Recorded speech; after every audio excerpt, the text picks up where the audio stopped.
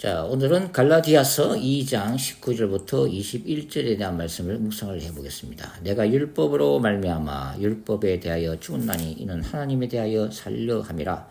내가 그리스도와 함께 십자가에 못 박혔나니 그런즉 이제는 내가 산 것이 아니요 오직 내 안에 그리스도께서 사시는 것이라. 이제 내가 육체 가운데 사는 것은 나를 사랑하사 나를 위하여 자기 자신을 버리신 하나님의 아들을 믿는 믿음 안에서 사는 것이라. 21절 내가 하나님의 은혜를 피하지 아니하노니 만일 어렵게 되는 것이 율법으로 말미암으면 그리스도께서 때이 죽으셨느니라.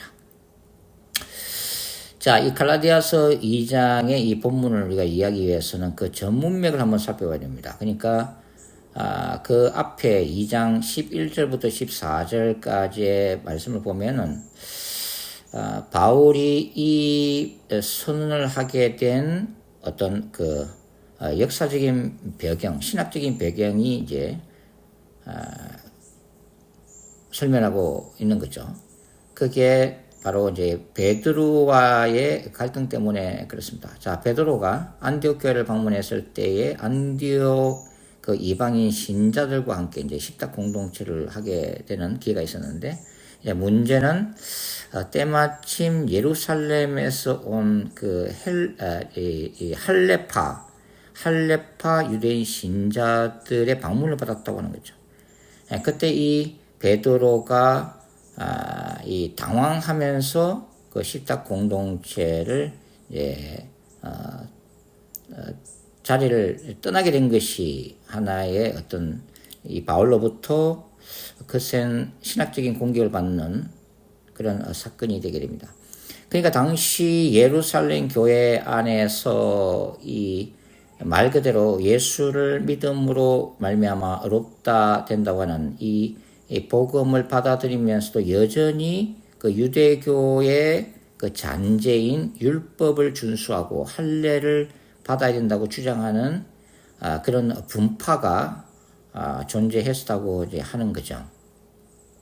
이런 분파가 예루살렘 교회 안에서 어느 정도 영향력을 미치고 있었기 때문에 이 초대 예루살렘 교회에서 양대 기둥이라면 이제 베드로와 이제 야고보, 예수님의 친동생 야고보인데 이 두 기둥 중에 한 사람이었던 베드로차도 눈치를 보면서 결국은 이 식탁 공동체에서의 이 교제를 회피하는 그런 결과를 가져왔다고 하는 거죠.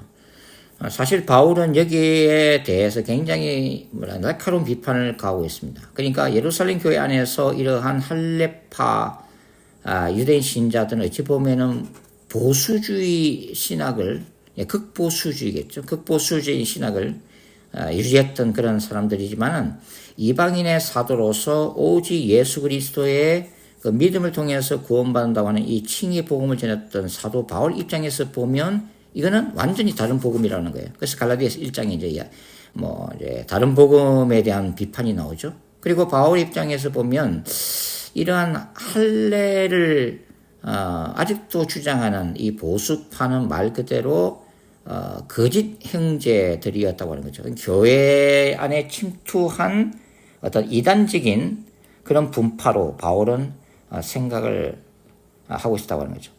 자, 오늘 본문에서 바울은 나는 율법으로 말미암아 율법에 대해서 죽었다 이렇게 이제 고백을 하고 있습니다. 율법이라고 하는 것은 자, 철저한 바리새인이었던 바울의 입장에서 보면 율법은 죄를 지적하고 동시에 정죄 기능을 한다고 하는 거죠. 그러니까 이 율법을 통해서 이게 율법의 행함이죠. 율법의 행함을 통해서 하나님의 그 종말론적인 심판 앞에서 어렵다 하심 이걸 최후의 칭의, 종말론적인 칭의라고 이제 표현을 한다라면 그걸 얻기 위해서 율법을 지키려고 몸부림쳤던 사람이 바로 철저한 바리새인이었던 바로 이제 바울이라고 이제 할 수가 있는데, 바울은 로마서 7장에서 이제 고백하고 있는 바와 같이 저는 로마서 7장을 바울이 철저한 바리새인 시절에서 이 최후의 칭의를 얻기 위해서 몸부림쳤던 과거에 대한 간증이라고 저는 보고 있습니다. 그래서 7장에 보시면 7장 18절부터 한번 보도록 하죠. 내 속 곧 내 육체에 선한 것이 거하지 아니하는 줄을 아노니 원하면 내게 선한 선을 행하는 것은 없노라. 내가 원하는 바 선은 행하지 아니하고 도리어 원치 아니하는 바 악은 행하는도다. 만일 내가 원치 아니하는 그것을 하면 이를 행하는 자가 내가 아니요 내 속에 거하는 죄니라. 하나님의 율법을 완벽하게 지키려고 할 때마다 넘어지는 자신을 보면서 결국은 그 바울 자신 속에 있는 죄의 어떤 존재를 깨달았다고 하는 거죠. 21절 그러므로 내가 한 법을 깨달았노니 곧 선을 행하기 원하는 나에게 악이 함께 있는 것이라. 내 속 사람으로는 하나님의 법을 즐거워하되 내 지체 속에서 한 다른 법이 내 마음의 법과 싸워 내 지체 속에 있는 죄의 법 아래로 나를 사로잡아 오는 것을 보는도다. 오호라 나는 공고한 사람이로다. 이 사망의 몸에서 누가 나를 건져내라. 이렇게 몸부림쳤던 바울이 예수를 만나서 이제 칭의의 복음을 깨달으면서 오직 믿음으로 말미암아 구원받는다고 하는 이 진리를 확신하게 되었다고 하는 거죠. 그런 관점에서 이제 바울은 말 그대로 십자가의 죽음과 부활 사건을 통해서 구약의 율법과 제사법을 이제 새롭게 이제 해석하게 된다고 하는 거죠. 그런 관점에서 보면 율법이란 것은 하나님이 주신 선한 법이긴 하지만 결국은 이 율법이라고 하는 것은 예수 그리스도를 드러내기 위한 과도기적인 어떤 이 지도교사의 역할 또 과도기적인 어떤 뿌리치로서의 역할을 감당하는 거고 율법은 죄를 깨닫게 하는 기능을 가지고 있다. 이렇게 바울은 지금 얘기를 하고 있습니다. 문제는 이 율법을 행함을 통해서 스스로 구원하려고 하는 스스로 이 칭의를 얻으려고 하는 자는 결코 그 칭의 얻음에 실패하고 만다고 하는 거죠. 왜냐하면 인간은 여전히 죄악된 본성이 있고 사탄의 미혹이기 때문에 이 율법을 100% 철저하게 완벽하게 행할 수가 없다고 하는 것입니다. 그리고 그 결과는 결국은 율법의 행함으로 구원을 받으려고 하는 그 자체가 말 그대로 사탄의 미혹이라고 하는 것을 이제 바울은 깨달았다고 하는 거죠. 그래서 바울은 율법에 대해서 이제 죽었다, 죽음을 선포하고 있다고 하는 거죠. 그러니까 현실적으로 불가능하다는 것을 선포함과 동시에 자신은 복음을 통해서 스스로 십자가에 못 박히는 이제 죽음을 선고하고 있다고 하는 거죠. 그 목적은 바로 하나님을 향해서 살기 위해서라고 하는 것입니다. 이것은 바로 존재가 완전히 예수 그리스도 안에서 새로운 창조의 질서로 바뀌었다라고 얘기하고 있는 것입니다. 자, 바울이 그리스도와 함께 십자가에 못 박혔다라고 얘기하고 있는데 이것은 완료 수승형으로 기록되어 있고 이것은 과거에 이루어진 사건이 현재까지 지속되고 있다는 의미를 가지고 있습니다. 자, 바울이 내가 그리스도와 함께 십자가에 못 박혔다, 못 박힌 상태다라고 얘기하고 있는 것은 그가 처음에 이 나무 십자가에 매달린 예수, 그래서 나무에 달린 자마다 저주를 받았다고 하는 신명기의 기록에 따라서 결코 메시아로 인정할 수 없었던 바울이 다메섹까지 쫓아가서 예수쟁이들을 다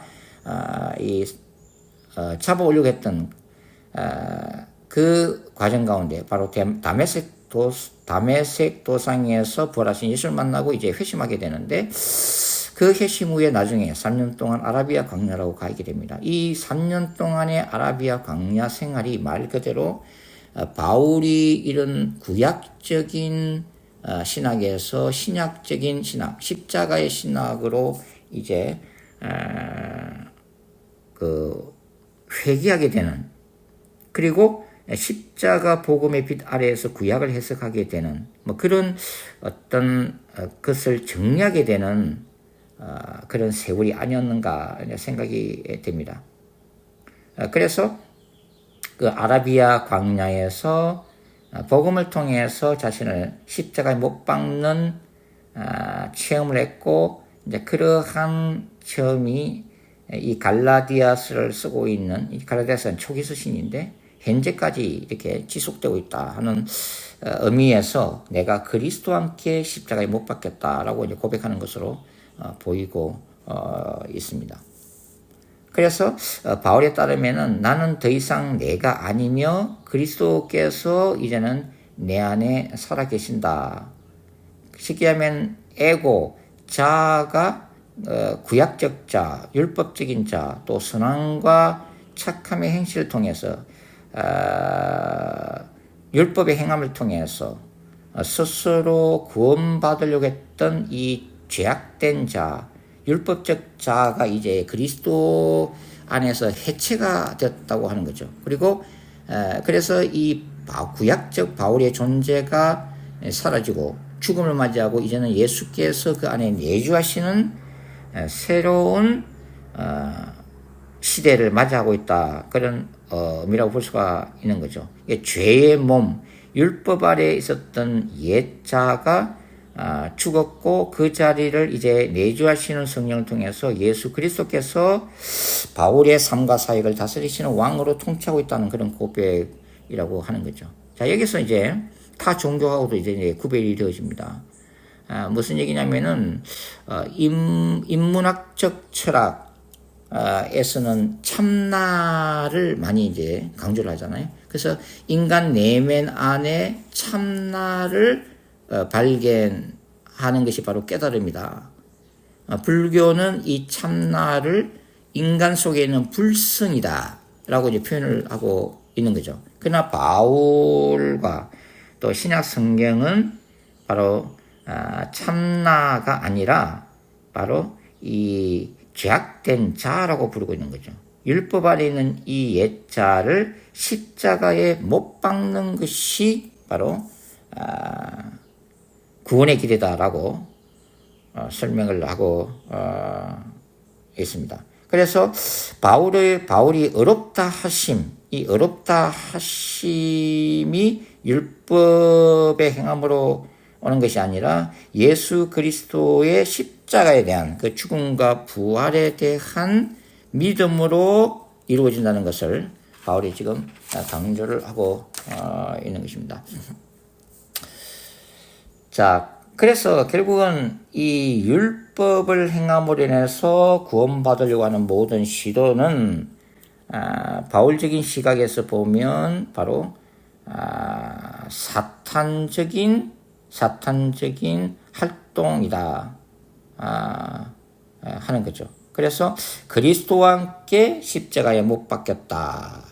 십자가에 못 박혔다는 것은 자신 속에 있는 행위, 인간의 의로 구원하려고 하는 모든 그 노력과 몸부림을 겸손히 하나님 앞에 내려놓고 예수 그리스도께서 십자가에 이루신 그 피의 공로를 증가받음으로 인해서 믿음을 통해서 예수 그리스도의 의로우심이 신자 속에 옮겨짐으로 인해서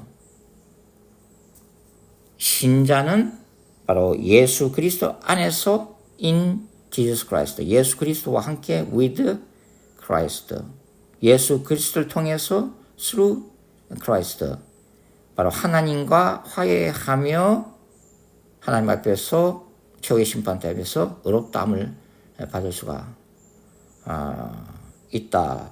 그래서 지금 얘기를 하고 있는 거죠. 자, 그래서 이 갈라디아서 2장 19절부터 21절에 나오는 바울의 자를 십자가에 못 박음, 그리스도와 함께 십자가에 못 박힘이라고 하는 이 자 죽임은 개인적 차원의 거룩한 전쟁에서 굉장히 중요하다는 것을 우리가 알 수가 있습니다.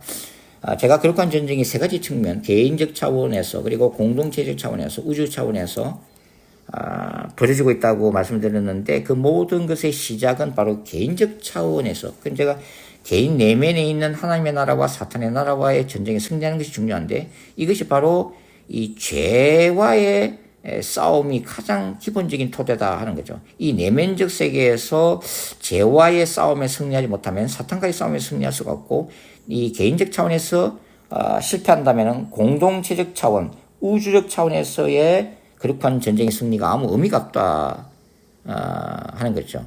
바로 이러한 이 로마서 6장과 7장, 갈라디아서 2장에 있는 이 말씀을 붙들고 고민했던 청교도 영성가가 누구예요? 바로 존 오웬입니다. 존 오웬. 존 오웬의 재죽임의 교리가 바로 이제 그런 거죠. 자, 존 오웬은 특별히 로마서 8장 13절 말씀, 너희가 육신대로 살면 반드시 죽을 것이로되 영으로서 몸의 행실을 죽이면 살리라. 이 구절 중심으로 죄죽임의 교리를 전개를 하고 있습니다. 존 오웬은 이 죄죽임을 성령을 통한 신자의 지속적인 영적 전쟁으로 이해를 했다고 하는 거죠. 그래서 이 신자 안에서의 그 죄죽임이라고 하는 젖을 통해서 존 오웬은 죄죽임에 대한 세 가지 핵심적인 원리를 제시하고 있습니다. 첫째, 죄의 본질을 이해하라고 하는 거죠. 죄는 단순한 행위가 아니라 본성적인 부패다. 그리고 죄가 남아있는 한 신자는 끊임없이 이를 경계해야 된다고 말하고 있습니다. 두 번째는 성령의 사역입니다. 죄죽임과 성령의 사역. 그러니까 성령이 신자 안에서 죄를 죽이는 유일한 능력이기 때문에 이 성령님과의 협력을 통해서 죄 죽임을 수행해야 된다. 이렇게 얘기를 하고 있죠. 그리고 이런 싸움은 세 번째, 지속적인 싸움이라는 것을 존 오웬은 강조를 하고 있습니다. 죄라고 하는 것은 즉각적으로 완전히 없어지지 않기 때문에 신자는 평생에 걸쳐서 죄와 싸우는 태도를 가져야 된다. 그래서 존 오웬은 죄를 죽이자면 죄가 너를 죽일 것이라는 유명한 경고를 했다고 하는 거죠. 그러니까 성화, 이 존 오웬의 성화에서 보면은 점진적인 성화입니다. 점진적인 성화. 신자가 성령의 도움을 받아서 지속적으로 죄와 싸우면서 성화를 이루어 나가는 거예요. 저는 이것을 이제 상승하는 나선행 구조라고 부르고 있습니다. 그러니까 나선행이라고 하는 것은 때로는 신자가 성령 충만과 또 영적 침체기를 계속 반복을 하고 있는 나선행을 그리기는 하지만 전체적으로 보면은 쭉 상승 곡선을 그리고 있다. 그러니까 예수 그리스도를 점점 닮아가는 점진적인 성화의 과정이라는 것은 결국은 끊임없는 내면 안에서의 죄와 사탄과의 거룩한 전쟁의 과정이다. 이제 그렇게 보고 있는 거죠. 그래서 이 갈라디아서 2장 19절부터 21절은 아까 제가 말씀드렸다시피 로마서 7장에 나오는 바울이 이 율법을 완벽하게 행하려고 하는 과정 가운데 경험한 처절한 절망감을 그 기초로 하고 있으면서 로마서 6장하고도 긴밀하게 연결이 되어 있습니다. 로마서 6장은 이렇게 얘기를 하고 있죠. 뭐 로마서 6장 전체가 다 이제 관계가 되어 있지만 특별히 뭐 예를 들어서 로마서 6장 8절 보시면 만일 우리가 그리스도와 함께 죽었으면 또한 그와 함께 살 줄을 믿노니 이는 그리스도께서 죽은 자 가운데서 사셨으며 다시 죽지 아니하시고 사망이 다시 그를 주장하지 못할 줄을 알미로다. 그의 죽으심은 죄에 대하여 단번에 죽으심이요 그의 살으심은 하나님께 대하여 살으심이니. 자, 여기서 죄가 갈라디아서 2장에서는 율법과 동일시되고 있는 거죠.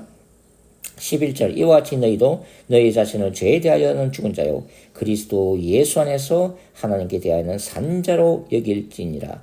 그리스도와 함께 십자가에 못 박혔다. 율법에 대해서 죽었다. 그러나 하나님에 대해서 살았다라고 하는 것을 이제 바울은 이제 이 로마서를 통해서 더욱더 구체적으로 확장해서 서술을 하고 있다는 것을 우리가 알 수가 있습니다. 그리고 이제 존 오웬이 얘기한 그 부분은 바로 이 로마서 6장 12절부터 또 동일한 어떤 가르침을 주고 있는데 12절 그러므로 너희는 죄로 너희의 죽을 몸에 왕노를 하지 못하게 하여 몸의 사육을 순종치 말고 또한 너희의 지체를 불의의 뱅기로 죄에게 드리지 말고 오직 너희 자신을 죽은 자 가운데서 다시 산 자같이 하나님께 드리며 너희의 지체를 의의 뱅기로 하나님께 드리라. 말 그대로 거룩한 전쟁을 선포하는 얘기죠. 14절 제가 너희를 주관치 못하리니 이는 너희가 법 아래 있지 아니하고 은혜 아래 있음이니라. 자, 여기서 바울은 하나님의 은혜를 강조를 하고 있다는 것을 알 수가 있습니다. 하나님의 은혜. 그러니까 이 죄 죽임의 교리나 내면적 안에서의 죄와 사탄과의 거룩한 전쟁도 결국은 인간의 의지만으로 되는 것이 아니라는 것을 얘기하죠. 존 오웬은 성령을 의지해라. 이게 바로 하나님의 은혜 안에 있을 때에 말 그대로 궁극적인 승리가 가능하다고 보는 거죠. 이 자체조차도, 그러니까 불신자 있을 때에는 죄의 완벽한 노예 상태, 사탄의 완벽한 통제 안에 있었지만 예수 그리스도의 복음을 통해서 이 죄의 노예 상태로부터 해방되고 사탄의 지배로부터 해방되었지만 뭐예요? 예수님이 재림할 그때까지는 인간 안에 여전히 죄악된 본성이 있고 사탄의 미혹이 있기 때문에 사탄의 완전한 지배력에서는 벗어났지만 여전히 신자들도 사탄의 영향력 아래서는 자유로울 수가 없다는 것을 분명하면서 결국은 바로 성령과 하나님의 은혜 안에서 있을 때에 이 죄와의 싸움, 그리고 전제적인 성화, 그리고 거룩한 전쟁에서의 승리가 가능하다는 것을 우리가 알 수가 있습니다. 자, 오늘은 이렇게 갈라디아서 2장 19절부터 21절에 바울이 고백하고 있는 바로 십자가에서 자를 못 박기, 자 죽임에 대해서 함께 묵상을 해봤습니다. 감사합니다.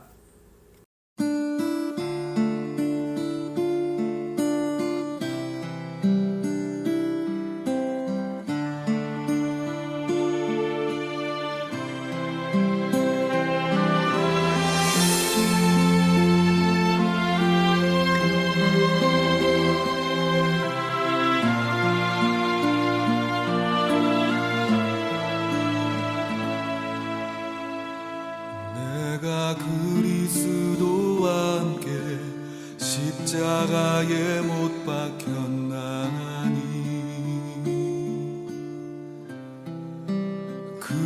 그런즉 이제는 내가 산 것이 아니요 오직 내 안에 그리스도께서 사신 것이라 이제 내가 육체 가운데 사는 것은 나를 사랑하사 나를 위하여 자기 몸을 버리신 하나님의 아들을 믿는 믿음 안에서 사는 것이라. 오 할렐루야 할렐루야 할렐루야 찬양. 오 할렐루야 날 위해 죽으신 십자가를 지신 주 찬양.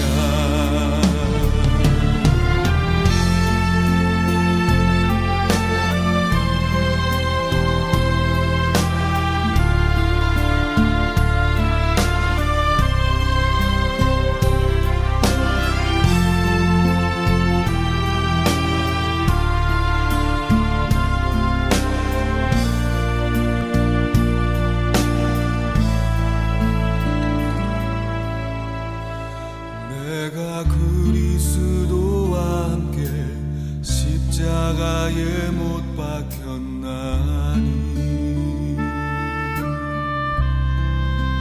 그런즉 이제는 내가 산 것이 아니요 오직 내 안에 그리스도께서 사신 것이라.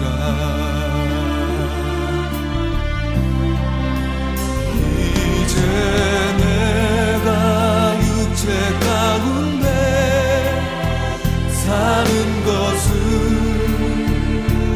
나를 사랑하사 나를 위하여 자기 몸을 버리신 하나님의 아들을